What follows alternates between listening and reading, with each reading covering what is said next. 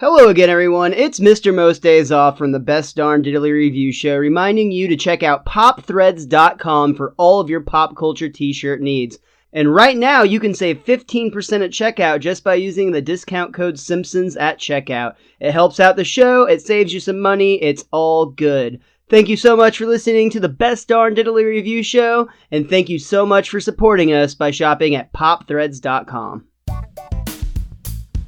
Hello again, everyone. Welcome back to the Best Darn Diddly Review Show. This is a podcast for anyone who loves The Simpsons or ever has loved The Simpsons, hosted by two dudes that grew up on The Simpsons. My name is Miles, better known as Mr. Most Days Off, and joining me again, your co-host with the most, Richie the Whiz Kid. How are you today, Rich? I'm doing good, neighborino.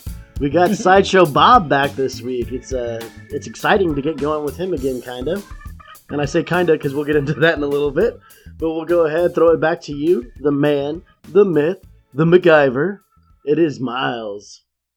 So I think we're just going to jump the gun and get to that right now. So I think what you were getting to is we both saw that this was the Sideshow Bob episode. And on a scale of 1 to 10, how excited were you to rewatch this before you watched it?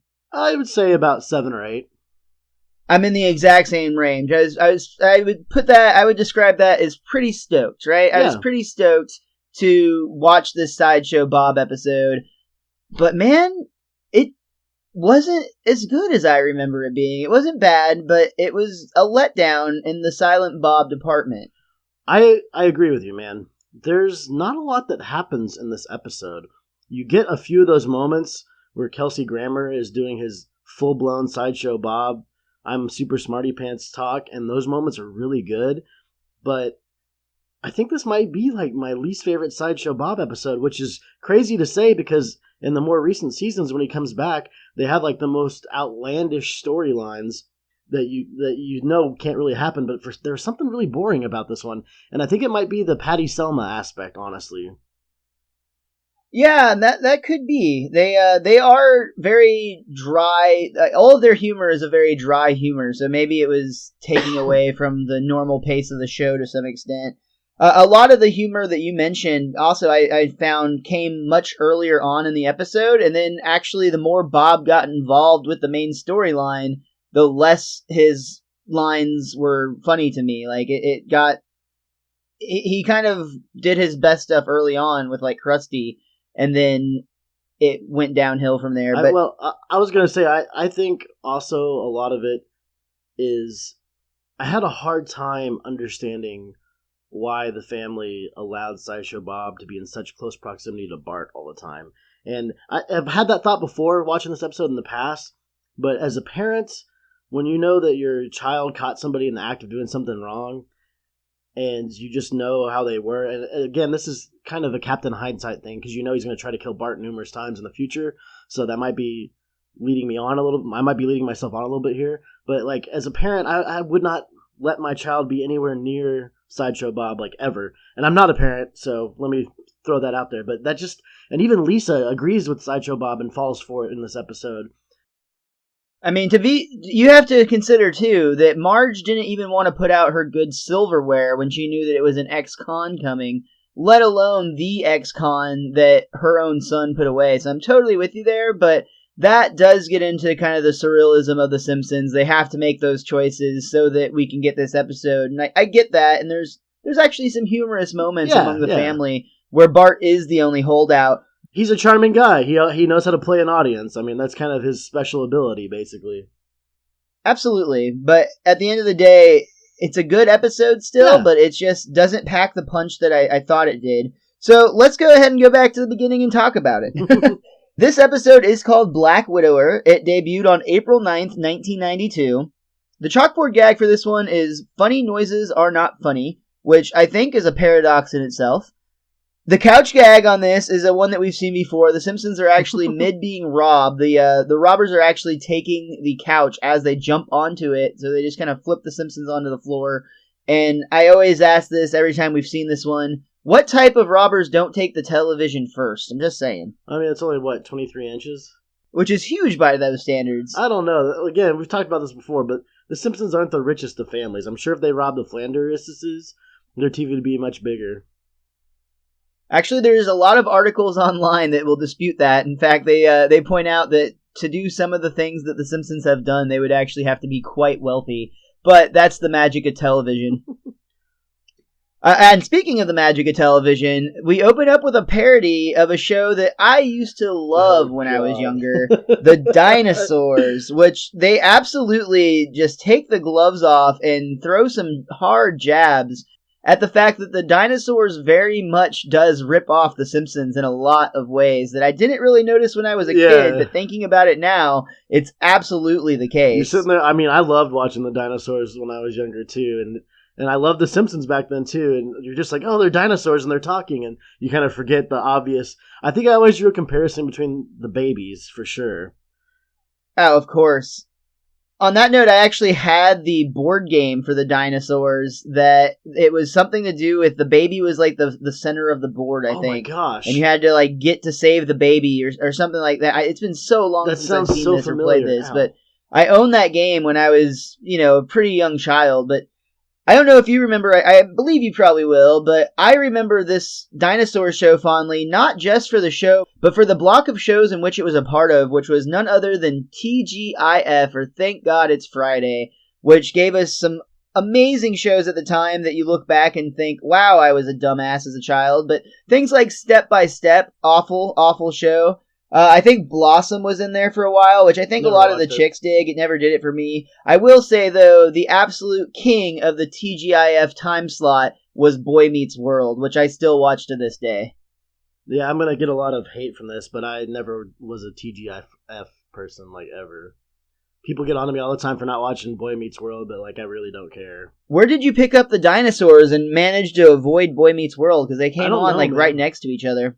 I think it was something that my dad knew that was on TV, and we would just watch that. And then I think we would watch like Nickelodeon at nighttime, and they would just be doing reruns of like Doug and Rugrats and Rocko's Modern Life and stuff. Like you can't ask me to like all of it because I was a Nickelodeon child through and through. That's what I bled all the time. I'm a big time Nick kid too, and don't get me wrong, on Saturday nights my ass was planted in my couch for Snick. Oh, absolutely. Absolutely. Are You Afraid of the Dark? Clarissa Explains It All. The Secret World of Alex Mack. All of those are great. Even fucking like Roundhouse.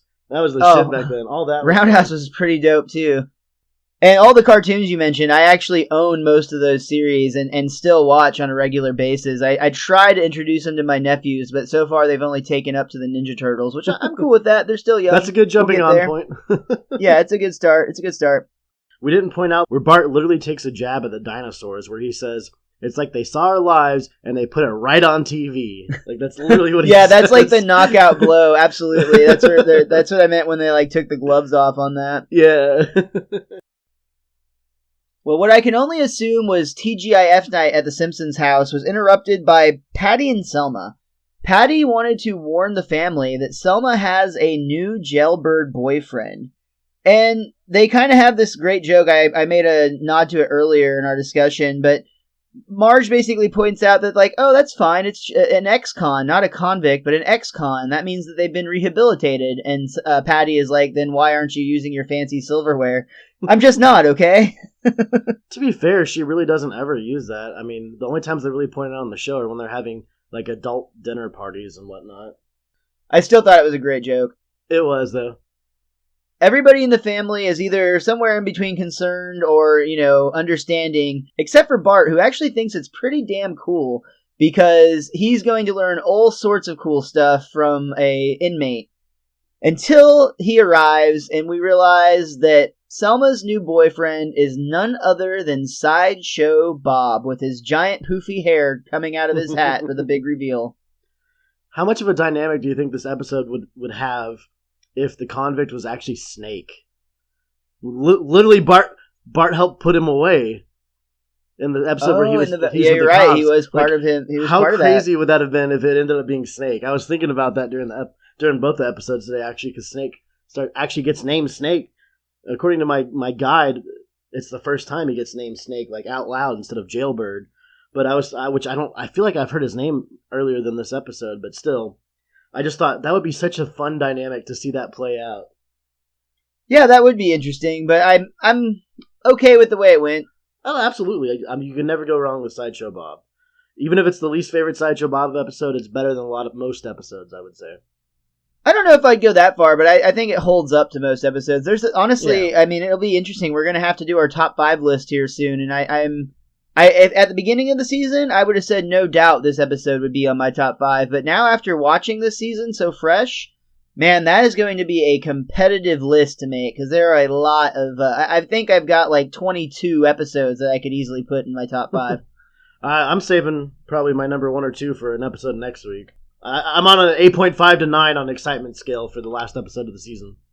It's a good episode. It's got a great guest star, but this one does too because we've got Sideshow Bob at the Simpsons dinner table, and he's explained himself, and he's essentially convinced everybody in the family that he's a good guy now, that he's learned his way, that his time had healed him, and he was no longer a bad person. Everyone except for Bart, because Bart didn't see through it at all.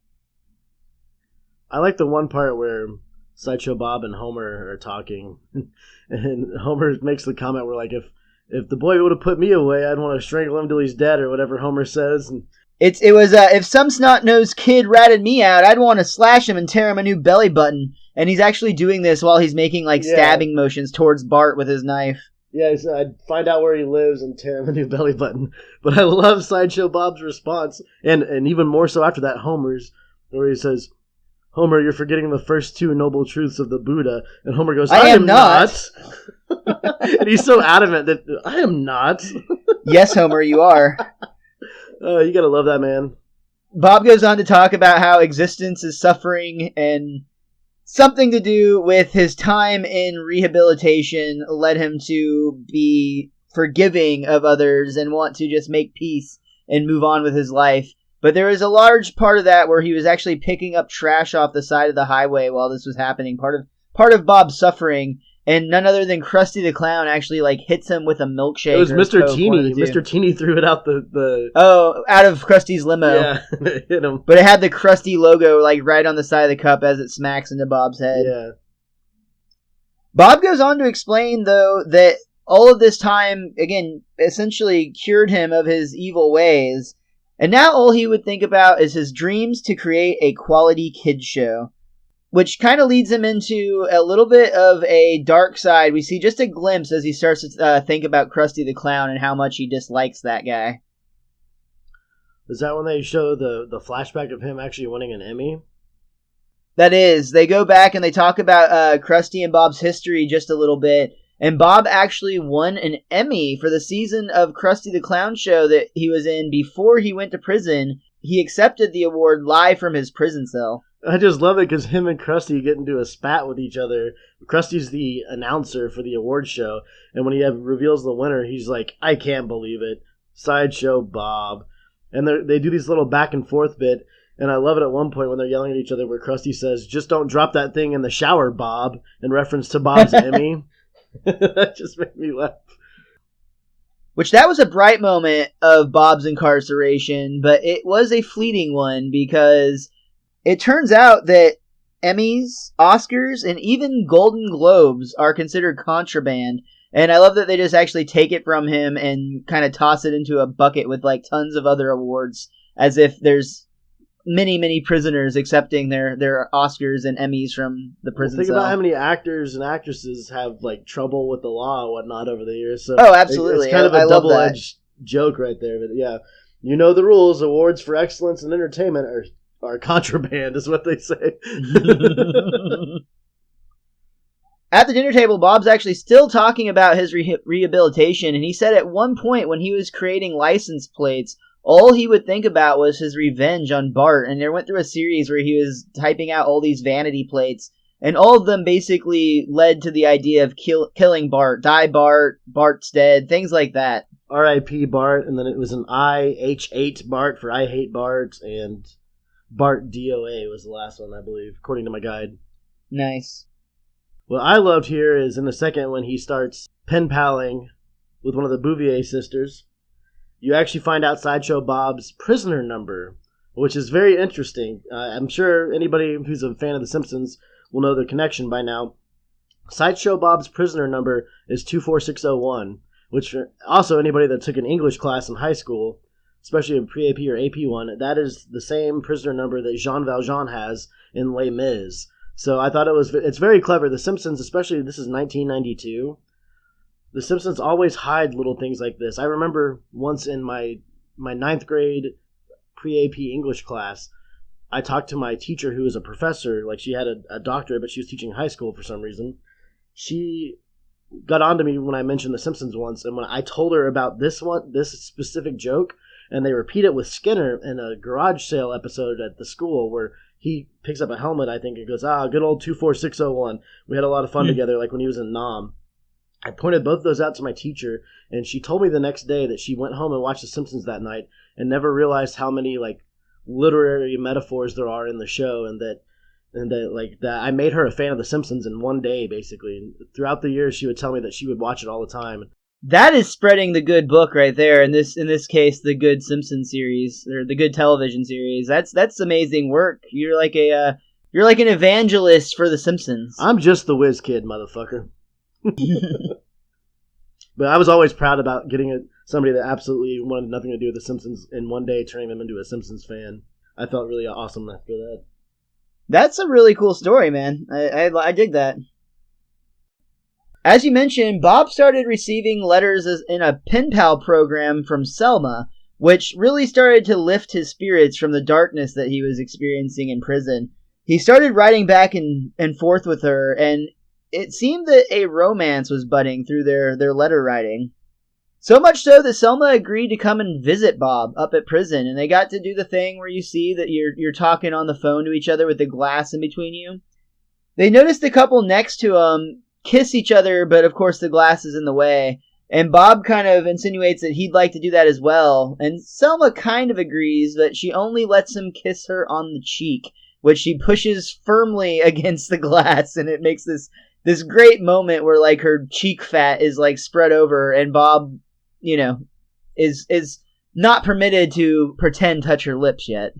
With you explaining this erotic tale, so to speak, right here, I want to throw this idea out there, because when I was a kid, anytime I saw Sideshow Bob, I expected the worst out of him, and expected there to be some kind of treachery involved, and it didn't occur to me until just now that Sideshow Bob actually thinks that he's changed in this episode, because if you think about it, when does he know that Selma's related to Bart at all? So it can't be a revenge plan. I think he literally thought he had a connection with somebody, and he may have used it to help him get out of prison, but this tale, he never tries to do anything to Bart or Krusty in this episode. He actually tries to make amends with everybody, and it never occurred to me until we started talking about it that he actually thinks that he's changed. He doesn't try to come up with any kind of plan until he finds out some kind of secret about Selma. And I just, like, it didn't occur to me at all until just now, but it feels weird to say it, and I feel like I'm wrong, but I don't know where the proof to say that I'm wrong is at here. Well, no, you're onto something, because this is a Silent Bob, is what I almost said. This is a Sideshow Bob episode where Bob isn't trying to kill Bart at all. There's never a moment where he's actually attempting to murder Bart. He even mentions at one point at dinner that if he wanted to kill him, he would have came in and strangled him already. Like, it would have been done. It's not until he learns of Selma's fortune, essentially, all the money that they have, which I wonder if she keeps it in her floorboards in between the first and second floor. That's just a nod for our next episode, but that's a really good point, though. He doesn't actually try to kill Selma until he learns of her fortune, and then it seems that his plan develops from there, and it's only when he learns her schedule and the cigarette thing with MacGyver. I don't think this was, like, planned from prison like we know some of his future attempts at Bart's life will be. Right, and that's what I'm trying to get at, is that it seems odd that this isn't a plan that's been going on for the entire episode. And maybe that plays into what we've been talking about at the top of the episode, where it doesn't sit high on the throne of Sideshow Bob episodes, where it's something that, like, he genuinely thinks he's reformed, even though you can tell he's not, but he thinks he is, and that plays a lot into how he acts and behaves. to further your point, Lisa even at one point here sees Bob and says, wow, and this is a joke in itself and a joke I really like. The fact that he's convinced Lisa that he's changed really makes a strong case for you, because Lisa mentions that Bob is living proof that our revolving door prison system actually works. In which I got mad at Lisa for saying that, because I'm like, you're the smart one, you should see through this.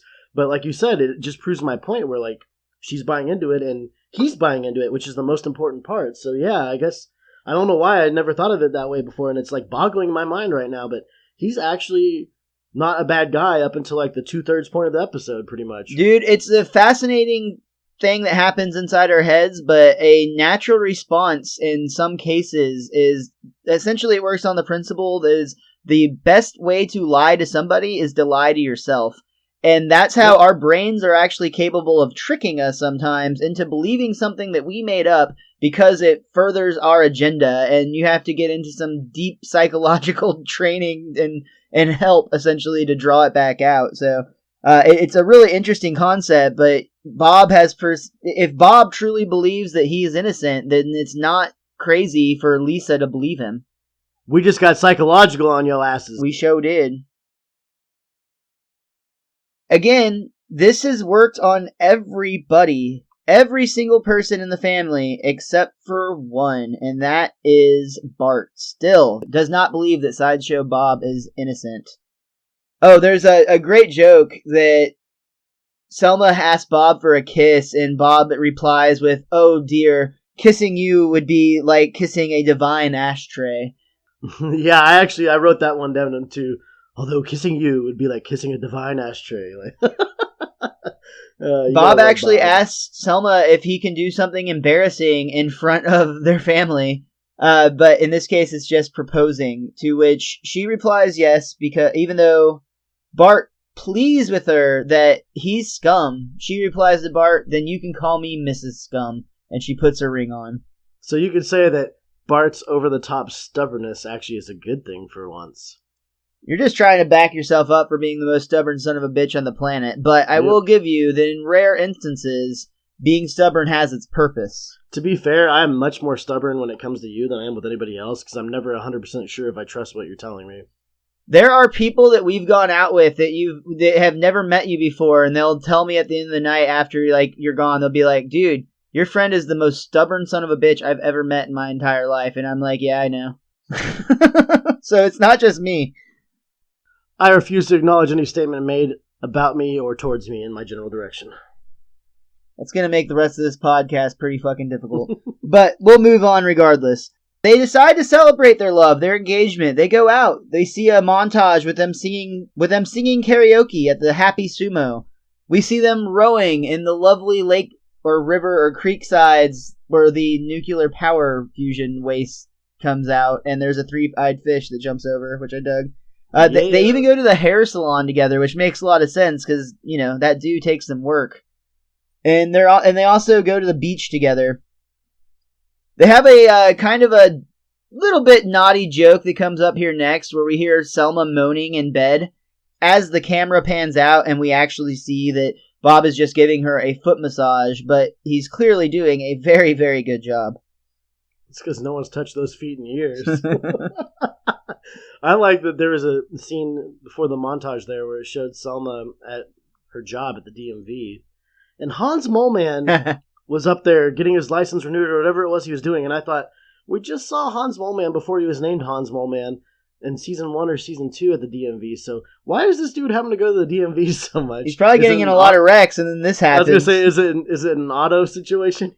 Yeah. Or, dude, he changed his name, though, because remember, again, his real name isn't Hans Moleman, so maybe he had to come back to get an actual ID that says Hans Moleman on it. He's got to get a realistic, believable ID for his new identity. He's under witness protection. He is under witness protection. That's why he doesn't want football in the groin to win, because if a movie comes out of him getting hit in the groin, whoever's after him is going to see the movie and then know where he's at. It all makes sense. It seems like it's seamless.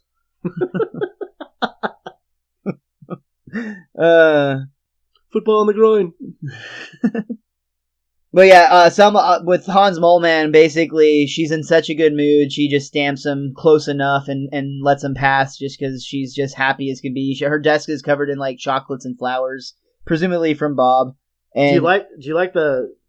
We always have episodes that match together so well, where you have that little brief glimpse of the DMV in the next episode. It's like a quarter of the episode takes place in the DMV. Yeah, it's always connected. It's very weird. Yeah. I mean, it's how they were released is a thing, so it makes you wonder if they were intentional, but I honestly don't know. I do know that Krusty is doing a telethon. I think it was like a 24-hour straight charity deal. Telethon for motion sickness is what it was. Again, that is according to The Simpsons, A Complete Guide to Our Favorite Family, my companion guidebook here. Well, as a special event to, I guess, gain viewership, Bob actually crashes this telethon, but he goes out peacefully holding the olive branch. He shakes Krusty's hand. They actually hug and embrace. Krusty actually says he's so much better than the guy who replaced you. He couldn't even hold... That guy can't even hold your slide whistle. And we see Mel sitting at the house crying as he's watching this. I'm doing the best I can. Did you know that this is actually a parody of something that happened in real life? No. Again, this is my guidebook. I had a lot of notes on this one, but apparently this is a parody of the reunion between Jerry Lewis and Dean Martin. They had a reunion at one of Jerry's Labor Day telethons. So, like, this is their on-air reconciliation was supposed to be somewhat of a parody of that, which I thought was really interesting. Oh, that's really cool. I like that. At one point, Krusty mentions to Bob, or Bob mentions to Krusty, I believe, actually, he's like, are you sure you forgive me? You know, I've done jail time. And he's like, are you kidding me? If they do the books on this thing, I'm going to be right back in there with you. But he announces that on fucking live Krusty, TV. Man. That's awesome. But, yeah, I'm just like, dude, come on, you're being recorded right now. It's okay, he's Krusty the Clown. At this point in his career, he can get away with it. Well, we have another scene with the Simpson family and Selma and Bob, and at first this scene seems very insignificant, but we will find out later it actually means quite a bit. We discover that Selma had an accident where she had a bottle rocket go up her nose, and it ruined her sense of both taste and smell. Isn't that a terrible way to live? That would be awful, dude. I guess it'd be easy to diet, though. Oh, man, I don't know. That's... With my father, like, he started having those issues towards the end, and it just made him not want to eat at all. But that's... Him and I both are big connoisseurs of food, so... Sure. Obviously, if you saw me, you'd know that. But, it's just not being able to smell or taste. That's like a terrible nightmare, man. If I could taste that I'm Taco totally Bell, with you. I know, I'm right there with you. I love food probably too much, but it would suck not to be able to, like, enjoy eating. By the way, Taco Bell and Diet Coke, you need to sponsor our show because I love the taste and smell of both of your things. That sounded dirty. I meant it that way. None of us enjoy the smell of you after Taco Bell, though, sir. Well, don't go in the bathroom after me. That's just the house rule.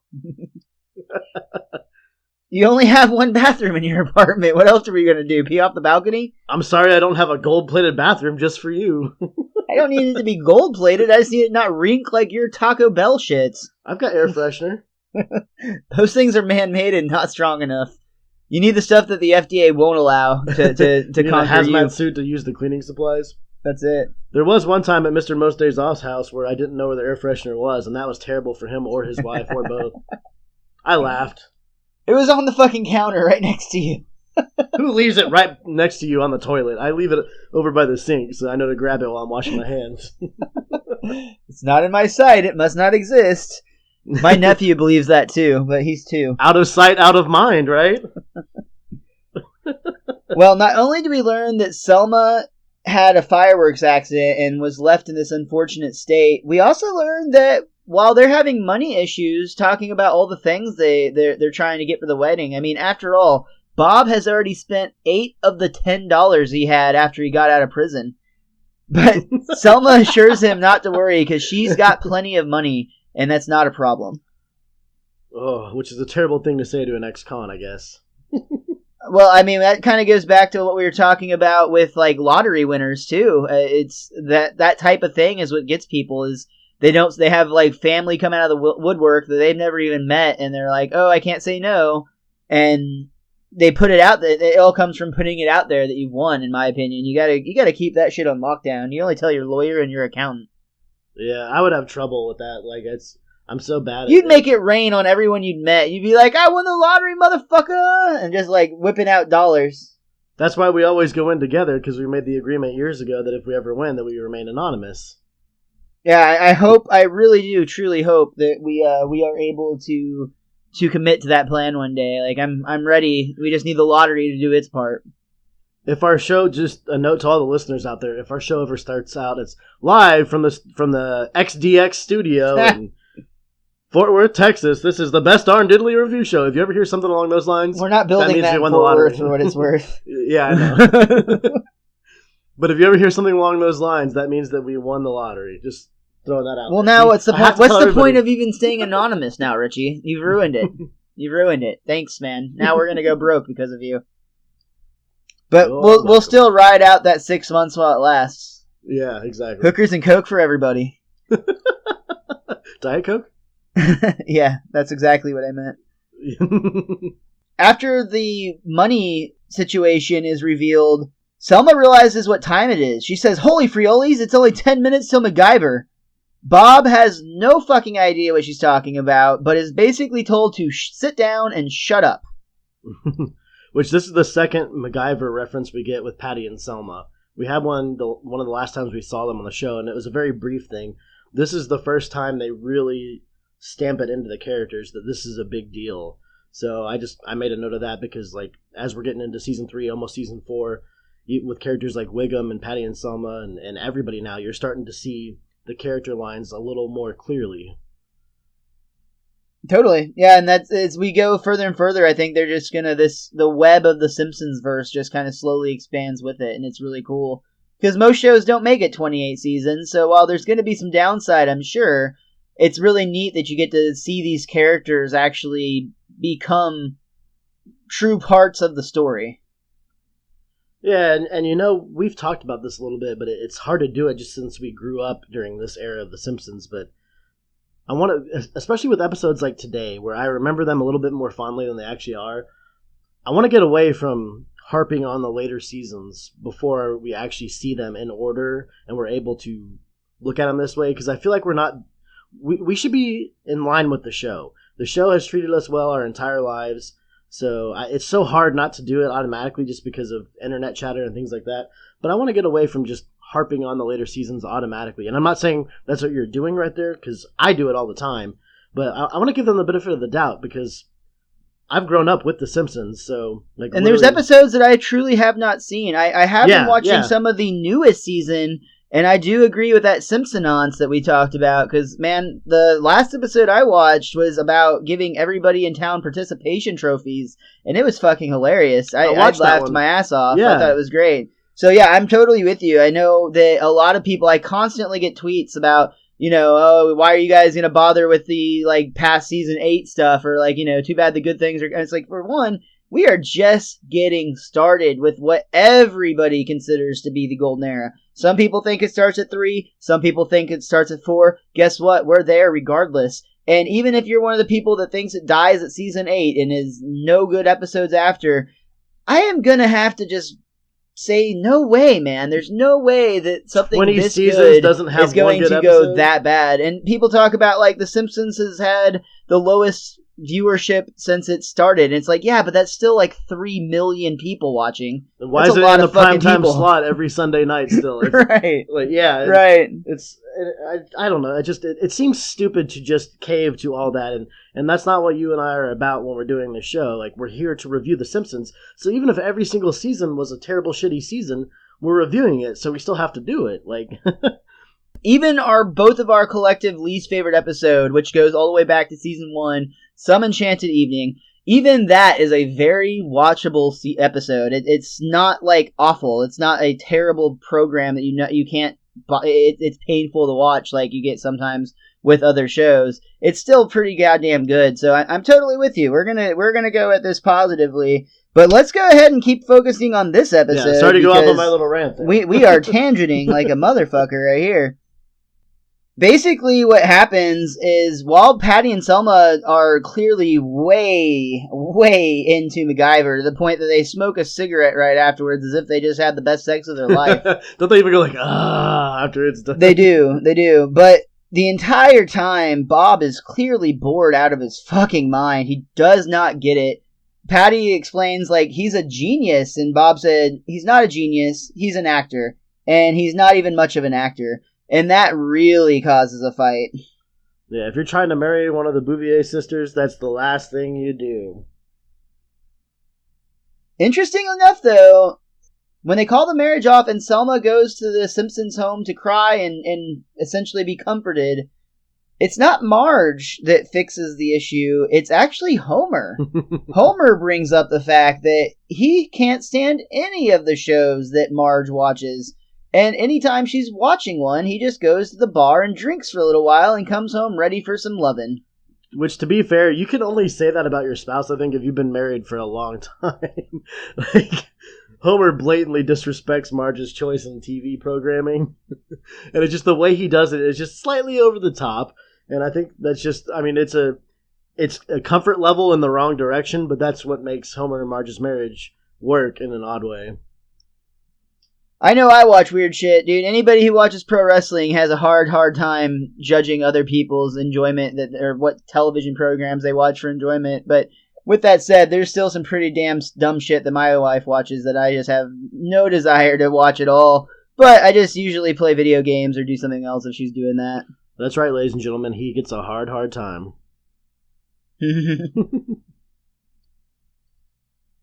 Well, Homer saves the marriage, so it is on. I love that Maggie's the flower girl, and Lisa is super bitter about it. I didn't remember that scene, but it was really funny. She makes the comment that basically she's like, I guess they just wanted to pick cute over competence. Really good. And then there's like kind of a dark moment when they actually do their vows. They get to the death till you part part.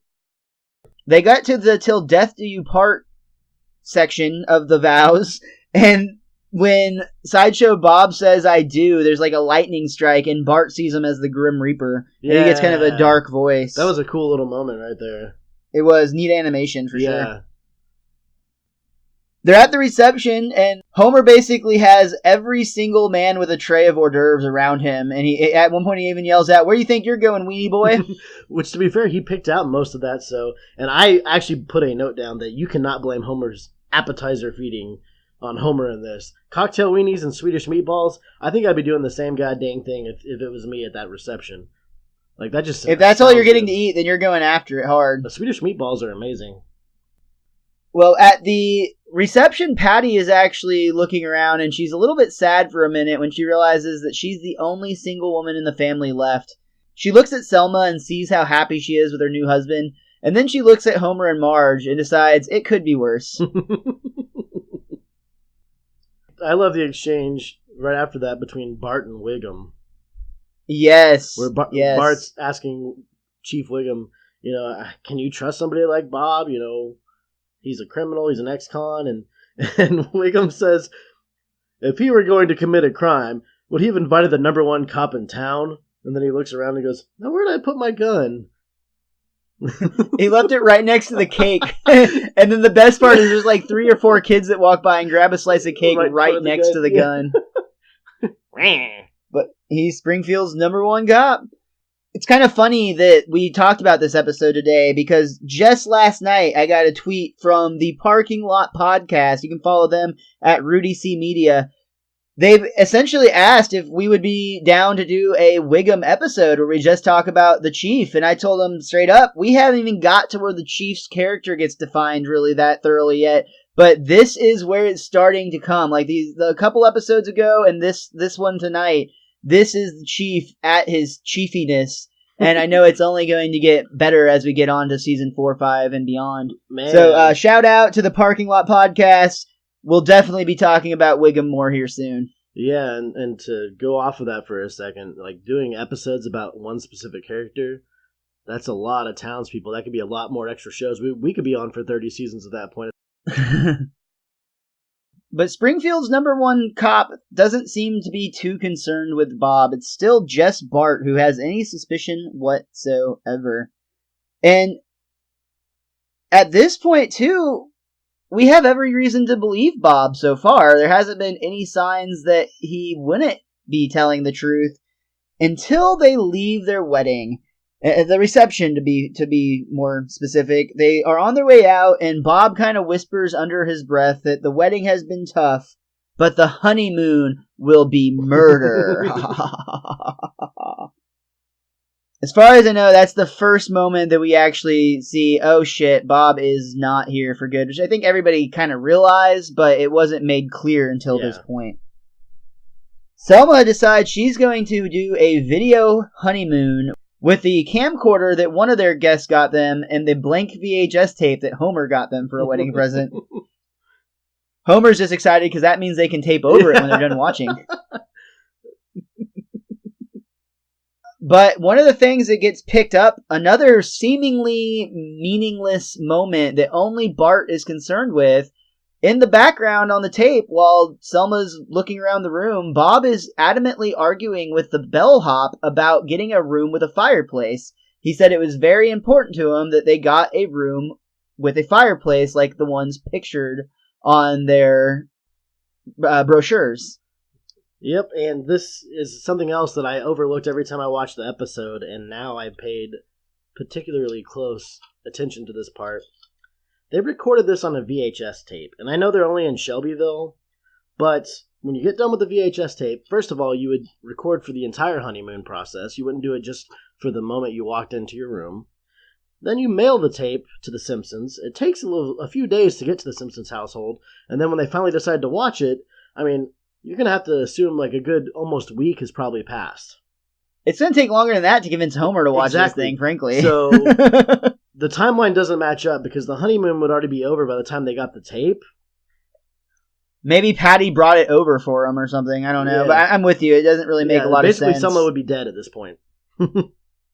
Yeah, no, that's interesting. I didn't think about that either. Well, when they're on their honeymoon, Selma calls to Bob that she wants to make love. There's this awful imagery of her taking off her dress, and she's got, like, super hairy legs. And Bob actually kind of shudders in his class. I think it might be the first time he does his, like, classic Bob shudder, actually. But he says, even murder has an ugly side. While he's rubbing her feet, which she replies, honey, you make it sound as if it's a chore. Trying to be all smooth. But he's saying all these things under her breath, like, enjoy this while it lasts, you'll be dead soon. And Selma keeps being like, what do you say? And finally, he actually says something in Spanish, and then when she asked what he said that time, he said, I'm going to kill you. See, you said there weren't any good lines at the end. That whole little exchange. That was a great exchange. I didn't say there was none. I just said I felt like a lot of the better Bob one-liners in this came earlier on in the episode, mostly at the dinner table with the Simpsons. Well, after their lovemaking, I suppose, after basically Bob takes one for the idea or the scam, takes one for the green. It's time for MacGyver, and it's at this point that Bart realizes that Selma has only 1 hour to live. I don't think we mentioned earlier that during the wedding reception, Bob mentioned how Selma had decided to quit smoking, and she goes, well, I'm only going to smoke after meals and after MacGyver. Yeah. That's a very specific point to Bart's discovery. Very much so. Like the other scenes we pointed out, you're very much right. That was one of the key moments you needed to know. Because this is yet another one of those episodes of The Simpsons that you could technically figure out yourself without Bart connecting the dots for you. Very much like the first Sideshow Bob episode was. And that's something that's pretty respectable about it. I really enjoy the fact that they put all the clues out there for you right up front. Well, this one was a little more obvious. Like, they pointed out, and it's like the center of attention, and you know, this is going to come back later. Yeah, but it still has the same concept as, like, the microwave and the pacemaker and the illiteracy of Krusty the Clown and things like that. I think you're right, it's a little bit more obvious here, but at the same time, it's supposed to be. I just appreciate that they at least give you the idea. I think it's conceivable that you could watch this and not really get it until the end. Yeah. Even though Bob turns on the gas, and I don't know if I ever remember actually seeing that until we watched it this time. Yeah, that's true. When MacGyver comes on, Bob excuses himself to go. I can't remember what he said he was going to do, but he wasn't going to watch MacGyver, that's for damn sure. And in the background, you see his shadow kind of sneaking over towards the fireplace, and you hear a squeaking sound. We know it's him turning the gas on. That's actually when Bart announces that his Aunt Selma has only 1 hour to live. There's this great scene where Bart is trying to convince Homer of what Bob is trying to do, and he says that after trying to explain it to Homer 4 times, I went and explained it to Marge, and we were on our way immediately. Later on when they're asking how he knew about the gas. Homer just looks confounded the entire time. You don't actually hear anything, it's just their mouths moving while Bart's narrating, but it was a great little moment. We see Bob poolside of where they're staying for the honeymoon, and sure enough, there's a giant explosion, and Bob actually calls the front desk to report that there's been an accident in his room. Which that seems like a dumb move to me, honestly. Yeah, it felt weird that and especially since he was calling from poolside, like how did he know specifically that was his room? He's a smart guy, so I guess you could chalk it up to that, but like it's so instantaneous. You think you would hear an explosion and like act rattled, and then look up in that direction and be like, "Oh my god!" and then like run up there first, just to kind of play it up a little bit. For somebody who's an actor for a living, he's not doing a very good job acting. Well, he goes through the room and he thinks everything's all good, that Selma's surely dead, but then Bart spins around in a chair and confronts Bob, and basically tells him that he figured out his plan. Selma enters the room and slaps Bob. I love that she doesn't say she wants a divorce. Yeah. She just wants to get separated. I actually love the moment when Bob walks in and he's, "Oh, my poor Selma." And he starts like getting the evil grin and everything because he's looking at the chairs turned around. And he just goes on a little bit of a self-pompous soliloquy. And then Bart turns around in the chair. Like, that was a cool little moment. I like that. Yeah, that was neat. Well, Wiggum shows up, which I thought they were staying in Shelbyville, so I wanted to know why Wiggum showed up. Oh, that's a good point. That's a very good point. I didn't even catch that. Hey, I gotta get one once in a while. But Wiggum shows up, and I love that Bart asks him, "Hey, is there room in jail for a 2-time loser?" Wiggum's like, "No, but that hasn't stopped us before." Bart has it all figured out, and Wiggum actually says, "Tell us how you knew." And Bart replies, "I wouldn't want to show the #1 cop in town how to do his job." And Wiggum's like, No, it's fine. Go ahead. It's the only way I'll learn." Again, some more Wiggum like 3 greatness. 3 or 4 really great lines in this episode. Yeah, he's starting to shine, and he's such a good character. But Bart is quite the sleuth. He did explain that Bob's plan all along was to wait till MacGyver came on, turn on the gas. Selma wouldn't be able to smell it because of her fireworks injury. He knew that with an hour's time, the room would fill with gas. She would light her after MacGyver's cigarette. The room would go boom, and he would collect her fortune as her new spouse. Which leaves one question, Richie. If Selma wasn't there to light the cigarette because Bart warned her, how did that room blow up? I guess we'll never know. Or it was Chief Wiggum. It's some more Chief Wiggum greatness. He says we were all smoking to celebrate our job well done, and he tossed his match down the hall. Yeah, which you would think the gas probably filled that hallway too a little bit since the door was wide open. Well, absolutely. Even Bart alludes to that at the very end. He said the very last line of the episode is Bart says to the others, "Now let's all get out of this gas-filled hallway before we suffocate." Yeah, smoking freaking cigars. Also, Marge praises Bart for being the only one to never drop his mistrust. Which is kind of like the Marge version of some of the advice that Homer gives, as if it's hard, don't do it. That's very, very true. And that does bring us to the end of Black Widower, our second Silent Bob episode. Nope, still not silent. It's our second Sideshow Bob episode. I do that all the time. Richie, is there anything else that you or that book of yours wanted to point out about this episode? Well, I hinted at this earlier, but my book, The Simpsons, A Complete Guide to Our Favorite Family, does say this is a first where the character formerly known as Jailbird is referred to as Snake for the first time. I swear I thought they said Snake in a previous episode, and this book has been wrong once, twice before. It's from like 2000, so It's possible, but it says that, so I'm going to roll with it. Something else it says is Wendell is one of the motion sickness sufferers on Krusty's telethon. If you guys remember, Wendell's like the very, he's colored white, and he's not colored yellow, one of Bart's schoolmates with like the curly hair at the top. He wears a blue shirt, I believe. Yeah. Well, it's actually the second time that Wendell's uneasy stomach has been shown on the show. It says the first time it was mentioned was in Bart Gets an F. So they've established some side characters that you don't even really hear from with some very on-point characteristics that they will continue to have. So I thought that was interesting. Very cool. And that apparently Selma works at Windows 6 at the DMV, in case you need to know. That's a good trivia question. Absolutely. I don't have anything to add. You already covered the Les Mis stuff, and I'm really glad because I did take AP English in high school, but I never read that book and am not familiar with that story, which is a real bummer because I miss a lot of Simpsons jokes because of it. Man, we were forced to read that in middle school in pre-AP. We didn't even get to read it in high school. Interesting. Yeah, that one passed me by. Maybe it was one that you had like an option of, and I chose a different direction. Also, very possible it was assigned to me, and I just didn't read it because I was that type of AP student. Our teacher actually read it to us in 7th grade. Yeah, it was like a 6-week ordeal kind of where we listened to like the soundtrack from the musical. But I like the way that it did it, because if they would have told us to read it on our own, I'd have been like, this is so freaking boring. But it's actually a really good story. Very cool. Well, that's the end of Black Widower, but we've still got the Otto Show to talk about. But first, let's hear from our Podern family. Hi, I'm Ocho. And I'm Ortiz. And together we make up East York's #1 wrestling podcast, the Ocho and Ortiz Wrestling Podcast. That's right. And we mostly talk about the independents here in Toronto, the WWE, and on occasion, the UFC. So if you like wrestling, or if you're an occasional mixed martial art fan, be sure to give us a listen.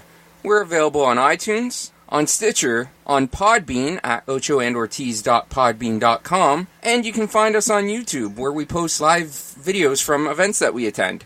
You can also visit our WordPress website, ochoandortiz.wordpress.com. The Ocho and Ortiz Wrestling Podcast, East York's #1 wrestling podcast. Next up, we've got the Otto Show, which debuted on April 23rd, 1992. The chalkboard gag for this episode is I will not spin the turtle, which is really mean. You really shouldn't do that. And the couch gag, another repeat, another one that is kind of funny. It's where Santa's little helper basically stands his ground and doesn't let the Simpsons on the couch because he's already claimed it. I guess this is before Bart has learned how he can control Santa's little helper. Yeah, that doesn't bode well with your Beastmaster theory. That's true. Well, it wouldn't be funny if Bart just walked in and waved his hand and Santa's little helper got up. Maybe all magic powers are not available during the couch gag. The couch gag is more powerful than even Maggie. Maybe so. Although Maggie still shows it off. Yeah, she does. So that doesn't make sense. Maybe Bart's just not as leveled up as she is. He's hiding his powers. Either way, this episode opens up with Bart getting ready to go to his first concert. Homer's going to take him. He even gets his old concert jacket on. He's surprised it fit, and he's even more surprised that he finds a unopened beer in his hide-a-beer pocket from back in the day, and he actually drinks it, which is the disturbing part. Billy Beer. Billy Beer. Ooh. Great gag when Marge is concerned about Bart going to a metal concert because it'll be too loud and he should have ear protection. At age 10. Homer replies that I went to tons of metal concerts when I was a kid and I'm just fine. We then see Marge talking to Homer from Homer's perspective and you don't hear a single thing. And finally Homer replies, yep, got it, loud and clear. Yep, got it, loud and clear. I hear you. One of those things, like, it's the perfect response to anything anybody says. The band that Homer is taking Bart to see is none other than Spinal Tap. And here's a fun fact for you, Rich. I don't know, your book might have this, I'm not sure. Harry Shearer is actually the man who plays Derek Smalls, who is the member of the band with the mustache. And Harry Shearer actually reprises his role here by voicing this character in this episode. What about the other characters? Don't know them. Don't know who they are. I assume it would actually be Spinal Tap. I don't know why it wouldn't be. Oh, no, I do think it's actually Spinal Tap. I just think it's funny that Harry Shearer was, already working on The Simpsons and got a chance to reprise his role because they came to his new job. Harry Shearer does a ton of voices for The Simpsons. I've actually got the list right here. Harry Shearer does Burns, Smithers, Flanders, Skinner, Otto, Reverend Lovejoy, Dr. Hibbert, Kent Brockman, Jasper, Lenny, Eddie, Rainier Wolfcastle, also McBain, Scratchy, Mr. Bouvier, Kang, Marvin Monroe, Herman, Mr. Largo, Marty, Dave Shutton, don't remember him, and after that it's going to be a bunch of people you probably don't remember at this That's point. still an impressive list of names. And even more impressive, that means that this episode, Harry Shearer was all over it, because a lot of the dialogue came from Otto and the mustached member of Spinal Tap, Derek Smalls. Homer gets Bart in the back seat. They pick up Milhouse, who also has a dope rocker jacket, and they get to their seats of their first ever concert. I like that Milhouse's jacket cost him 50,000 Bazooka Joe Yeah. comics. I didn't even know that's a thing you could get. That reminds me of back in the 90s, they did Pepsi points for a while. I don't know if you remember that, but anytime you bought a Pepsi product, you would get some sort of points, and like a 24-pack would have more points than like a 20-ounce, for instance. But the deal was they had this commercial where they kind of made a joke where one of the things you get was like a fighter jet, and it was for like 7 billion Pepsi points. And I believe this is a urban legend that was proven to be false, but the reports on the street was that somebody actually saved up enough Pepsi points where they demanded that they wanted basically a fighter jet, and it ended up they had to compensate. They obviously couldn't give him a fighter jet, but they came to some sort of financial agreement to giving him lots of money since they couldn't agree to give him a fighter jet. But that's what this instantly reminded me of. It better have been enough money to buy a fighter jet. Right? He's owed that much. That's false advertisement right there. I might have saved up enough Coke points by now for that. I think that one might be false, but I'm not. It sounds fun. It's a cool story. Before the concert, we actually get a behind-the-scenes interview with Spinal Tap. And, oh my god, I love how they talk about how they probably benefited more than anyone with the end of communism. And then somebody points out, what about the people living in the communist countries? That was Brockman. Ken Brockman said that. Oh, yeah, I guess them too. I also like when they're like, we're big in Bulgaria and the other Garia. And then one goes, Hungaria? Oh, yeah. That was right before the communist thing. Yeah. Oh, they try to get them to say some teasers for the radio. And they ask him basically, will you say that whatever our radio station rocks KBBL, the hardest? I think. Yeah, will you say that KBBL rocks the hardest? And they're like, well, I don't know if we can say that, mate. We don't know the other radio stations. What if they rock the same or as hard as or harder than you do? And they're like, we don't want to sound dumb. So, all right, I understand. Then can you say KBBL says, or then KBBL asks them if they can say that KBBL rock-a-doodle-doos. And they say, no problem, we've got it. Oh, good stuff. And yeah, I think it was the KBBL people, and then we'll get the Kent Brockman stuff later. Yeah. Yeah, I love the Kent Brockman line. Definitely. Then we get to the actual concert, right? We do. There's some good moments in that, too.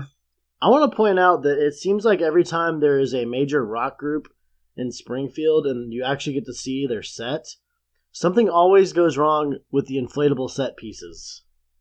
Like, they always skimp out on the blower. They need to get a more powerful blower. We get that in the Smashing Pumpkins episode, that season finale where the big pig, I think, goes terribly wrong, and I think it happens a couple more times too with like the rock camp and something else. But we salute you, half-inflated Dark Lord. The inflatable devil does not go over well. He's full of hot air. Oh, nice. I also really dig. The crowd has a sign that says Spinal Tap rules, but they actually hang it upside down. And you see this great bit where the lead singer is kind of like turning his head around, so he's got his neck inverted. And he's like, "Oh, thanks, guys." There's a couple of other quick shots. One of them is the wind tunnel, or the wind effect they have starts blowing off their hair pieces, so they scream, "Hey, medium setting on that fan." And probably the best visual gag is there's a really fat chick sitting on the shoulders of a really small dude. We also get a glimpse at Otto and his seat at the show. And considering it's an episode about Otto, I figure it's okay to talk about him here real quick. He's sitting next to Snake. Snake has been in prison ever since Bart got him arrested. He was in prison in the last episode, and now he's out already. So I just wanted to throw that out there. We know he's going to go back and forth numerous times, and there's no reason why he hasn't already gone back and forth since Bart put him in there. But every time we see him, since Bart caused that to happen, has been him behind bars. So I just want to point that out, that he is out of jail.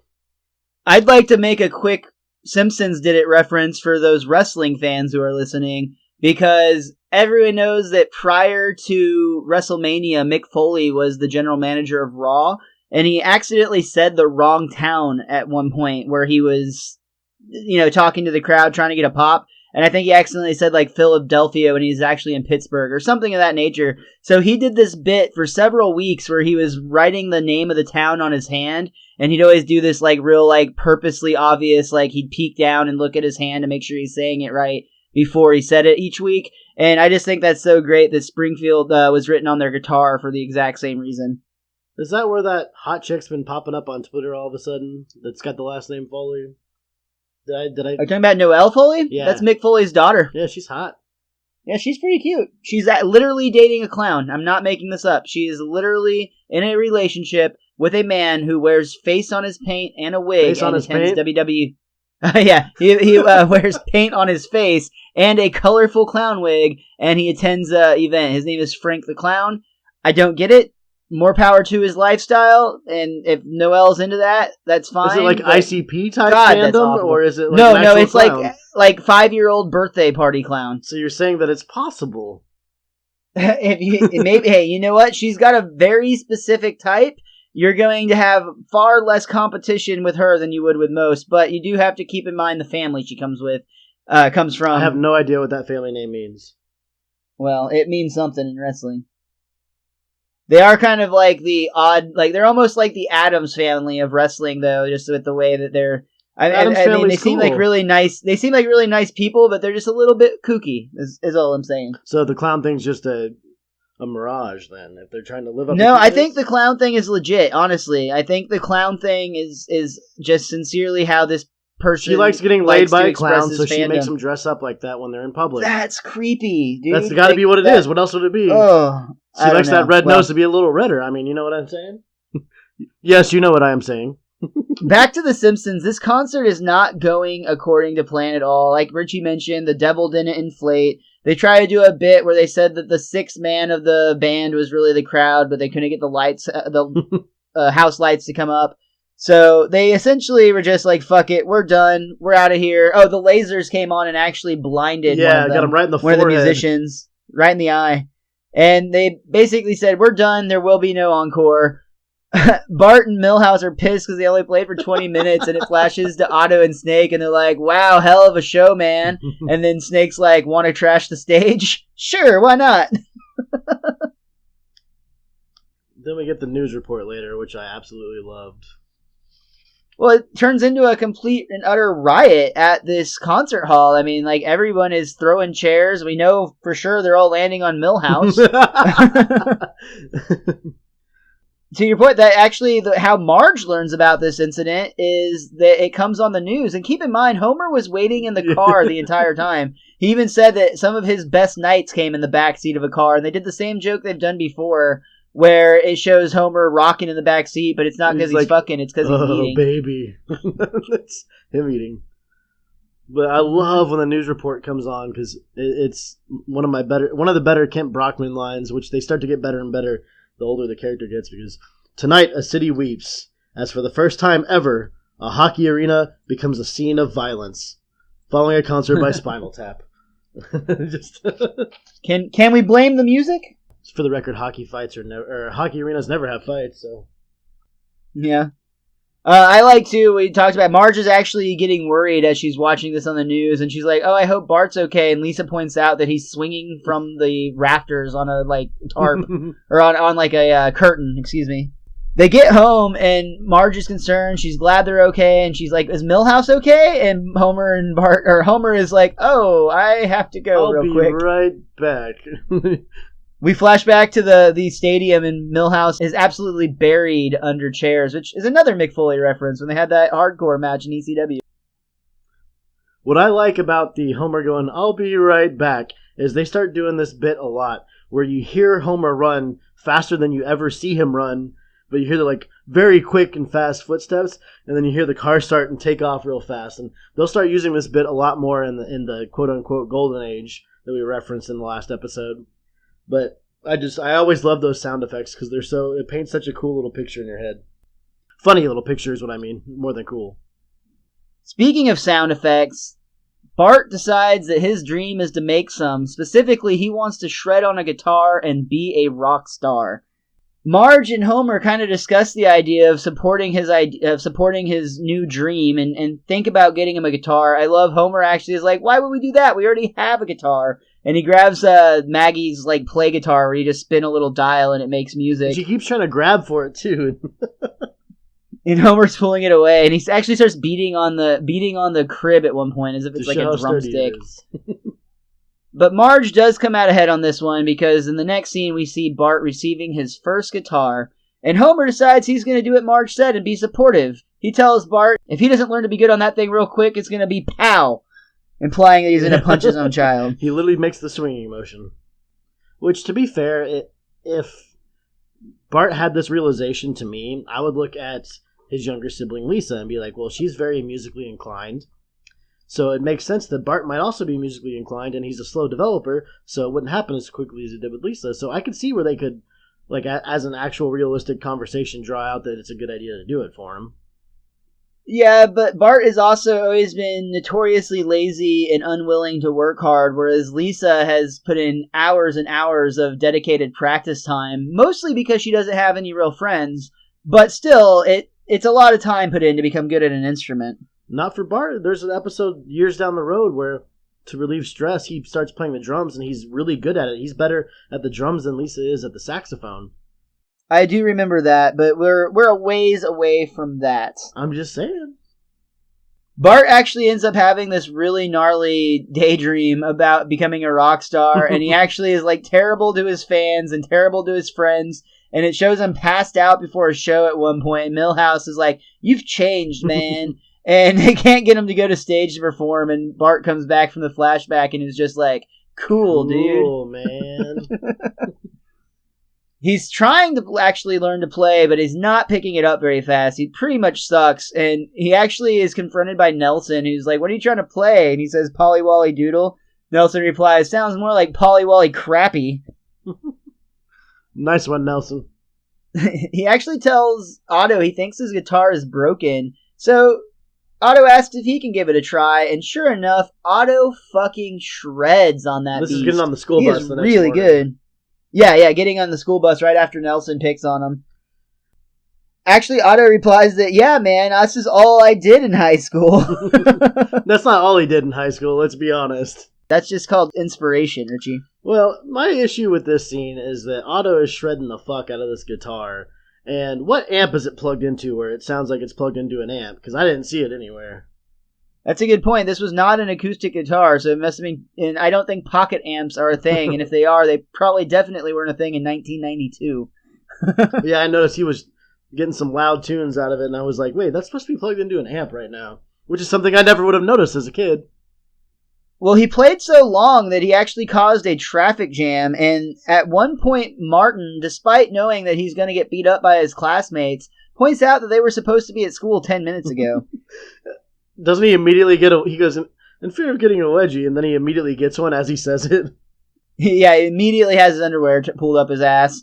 And immediately Otto is like, oh shit, we gotta get going. I better take a shortcut. So they drive through the Springfield Tire Yard, and it just so happens they go around a pass right when Spinal Tap is taking their bus around the same corner, and they actually end up driving Spinal Tap off the road, presumably killing the band in a fiery blaze.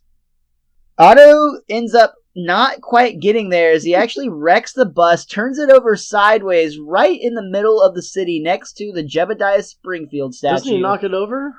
He does. He knocks it over. The kids couldn't be more happy. They're actually sliding out of the back of the bus like it's just like made to be that way, and all with a smile on their face. But Skinner is not happy about this situation, not happy at all, and neither are the police. Poor Bart gets his face thrust into the Jebediah Springfield statue so many times after he beheads it. Just a constant reminder of the terrible thing he did, when everyone else knocks it over and vandalizes it constantly. Well, even in the new opening of like the newer seasons of The Simpsons, at the very beginning, it's Jimbo and Kearney, I think, sawing off his head. So, literally, a Simpsons character did it. Yeah, they're repeating themselves at this point. But Otto does not have a license, he says. He stands on his record. 15 wrecks and 0 deaths. 0 fatalities. But he does not have his license. If he needs to prove his identity, he can show him the elastic of his underwear where he writes his name. Except he realized he wasn't wearing his own underwear either. Skinny. Skinner tells him that he needs to go get himself a license and his own underwear before he can drive the bus again. And in the meantime, he's going to take over the route. At first, it seems fine. I drove an ATV in Nam or something, he says. Yeah. I don't think I'll have too much trouble. It starts out fine, too. The kids are singing their hail to the bus driver, bus driver, bus driver. Hail to the bus driver, bus driver, man. And he drinks all is well. He Skinner's into it. And something else buses. He stinks up the buses. All right, there you go. Yeah, but Skinner's into this. He's totally cool until he gets to a turn that it is just not. It's the type of turn that you hate because it's almost impossible to get a way to go out. It's the type of thing where if you're trying to go left, you just have to say fuck it and go right till you can do a U-turn. Yeah. But Skinner's even trying to go right and still having troubles. He's waiting. He keeps thinking one of these fine citizens of Springfield is going to stop and let him out, and none ever do. Lisa even tells him to be more aggressive, which is not very Lisa-like. We passed over what might be my favorite line in the episode from Skinner when Bart's getting on the bus and he goes, "Where's Otto, man?" And Skinner says, "Otto, that's a palindrome you won't be hearing for a while." Well, while Skinner is taking over the bus route, Otto is trying to get that license he needs, but he doesn't have the strongest start with Selma and or Patty, depending on what booth. Too bad I didn't pay attention to what booth they were in. I may have been able to tell. I didn't even think about that. It starts out with Selma explaining the test and telling Otto that if she's using the red pen, it's bad. If she's using the green pen, it's good. Do you have any questions? Otto only has one, and the question is, were you born a man? You look like the type of chick that was born a man. It's cool. You can tell me. I just want to know. Selma drops the green pen and is like, won't be needing this. So in 1992, The Simpsons were already putting out there that it's cool to be transgender. Like, Otto's totally cool with that. And this is something that's becoming a very hot topic today, and they were already touching base on it in 1992. That's pretty cool. Otto's a very progressive 28-year-old in 1992. Well, he's also a very stoned one, but you know. Either way, Otto does not do well. He does very, very poorly, actually. He fails with flying colors. Skinner is starting to lose it. He cannot handle the stress of this bus route. He hasn't even been able to make the right turn. He's still at the same intersection. He has a 5 o'clock shadow at this point. Like, he looks rattled and he stubbles all over his face. He has a 5 o'clock shadow. He's damn near... It looks like he's about to have flashbacks to Nom. It really does. Yeah, it's getting bad. And Bart... Wait. I guess that had to have been the next day, because Bart can't be on that bus. It could be. It could just be that the kids get off the bus right there. Yeah, the continuity may be questioned here. Yeah, the continuity may be questioned here, but in the next scene we see Bart at the Quickie Mart, because he's getting a squishy, and Apu recommends his new flavor, chutney, which I don't even know what that is, but it sounds awful. It's like yucky Indian meat, I think. Yeah. Is it like an Indian food dish? Yeah. I'm sure it's delightful if you're into that and eating it, but I imagine crushed up with ice through a straw, not the best way to go. In squishy form, it's not the best. Right. He decides he's just going to throw the thing away because he damn sure doesn't want to drink it. He tosses it in the dumpster, and lo and behold, Otto's there. He's like, "Otto, man, you're living in the dumpster? What's up?" Otto's response is great here. "Man, I wish I was lucky enough to be living in a dumpster. Those things are super nice. I'm just stuck in this Trashco brand trash can." Bart won't stand for his friend living in a Trashco or a dumpster, and he asks if he wants to come live in the garage. Great bit where he actually prepares for his parents to be upset with him. So he records a conversation of him and quote-unquote Marge discussing the idea that Otto would be living in the garage. Marge doesn't finish it, but Homer is convinced that it's her by the tape recording. Marge, what were you thinking? I just like that Bart just be like, Mom, I can't believe you already forgot the conversation we had just yesterday. And she's like, what conversation? And then Bart plays the tape. Hey, Mom, can Otto stay over? And it's like, well, of course, honey. Bart says Otto has nowhere to go, and Homer replies, that didn't work for Grandpa, and it damn sure won't work for him. But that actually gets into a spiritual argument between the Simpsons, which is, I think, somewhat rare, specifically between Marge and Homer. I mean, they go spiritual a lot, but in this case, Marge brings up the idea that the Bible saying essentially that you should be kind to everyone, because if you're mean to somebody who seems down or below you, or what, if you view them like that, you're essentially treating the Lord that way as their belief. And Homer comes back with, yeah, but it also says something about moochers and them being bad. The good book. Homer has read it most recently, or at least he listened to it on tape the day he thought he was dying. They decide that Otto can stay for a while, but Homer says he's going to treat him like garbage. Otto replies, what's the catch? Unfortunately, Otto is not a very good house guest. He's lazy, he's constantly watching TV, he's playing loud music all nights.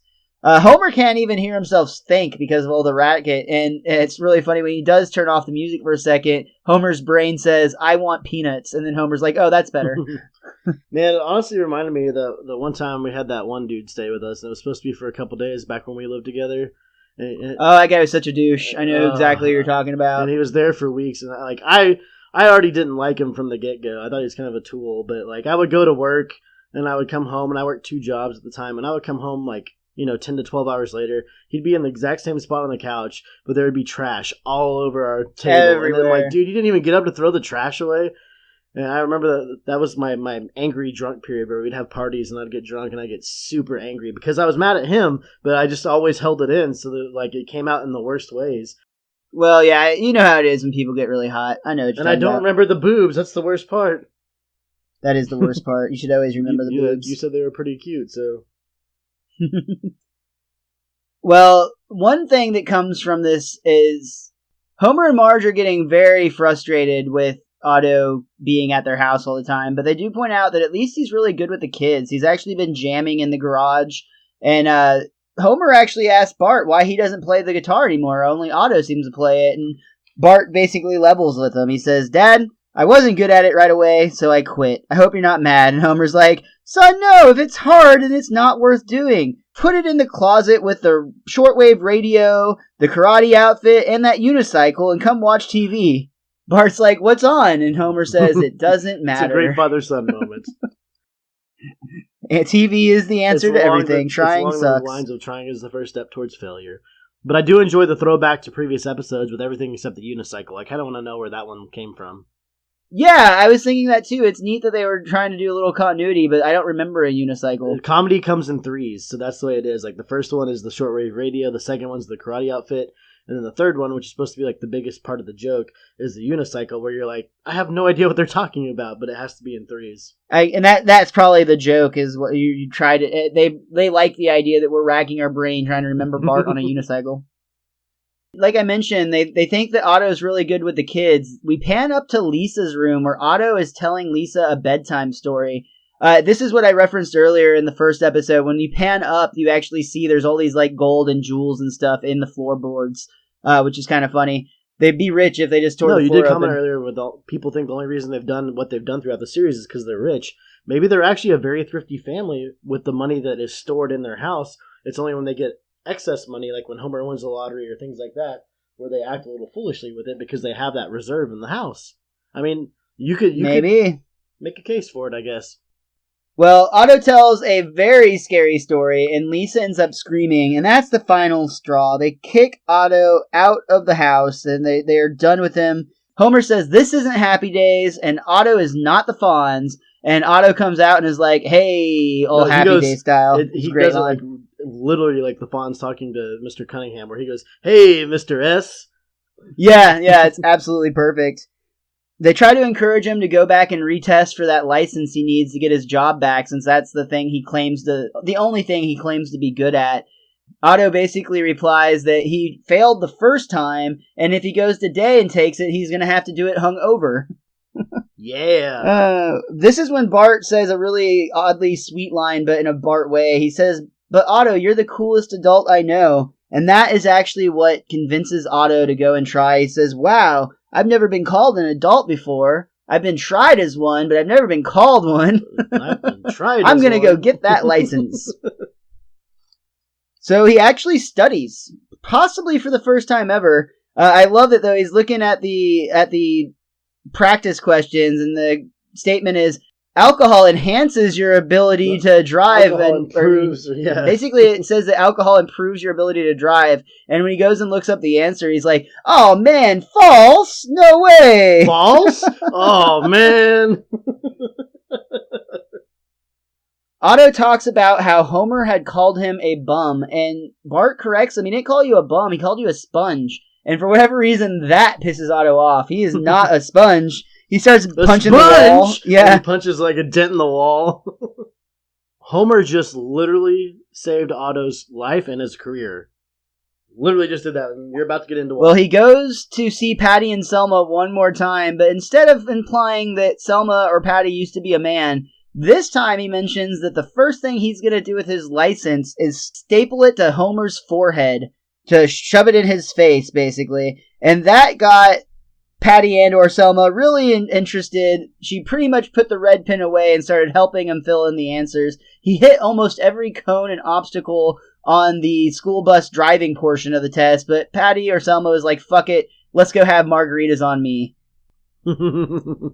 It basically is the reset of this episode. In this case, it was Patty. I think I'm going to say it was Selma. It was Selma and Otto. Actually, nope. My guidebook here, with the earlier exchange between Otto and one of the sisters, she literally says, "My name is Patty. I'll be testing you. When you do good, this is the green pen. When you do bad, this is the red pen." So it was Patty all along. It was Patty that was doing the testing. Patty and Otto bond over their loathing of Homer, and we see Otto get his job back, and I actually really love this moment as Otto's taken the helm of his bus again. We see Skinner back in his office doing his job, but he looks out the window almost admirably, and he actually says, "Yes, hail to the bus driver man." Hail to the bus driver man.